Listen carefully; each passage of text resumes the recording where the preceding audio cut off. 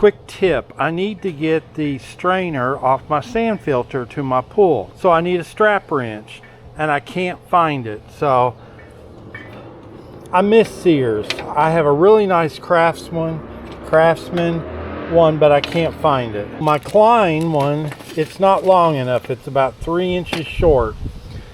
So I went to Harbor Freight to buy one because I can't find it and I'm in a hurry. So I just hopped in the car, went to Harbor Freight. And of course, as I suspected, it's too short.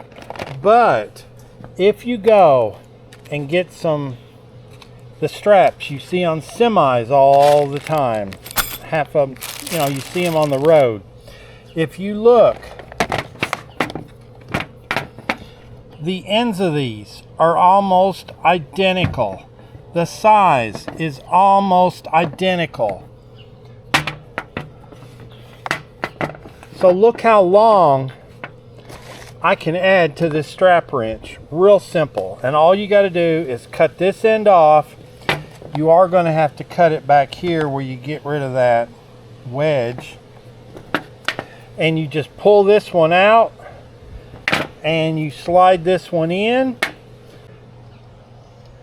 And this will give me a 36-inch strap wrench. Dirt cheap. I only need about 4 more inches. And this Klein is about that much too short. So we're going to give her a try. Okay guys, success. Success. It worked.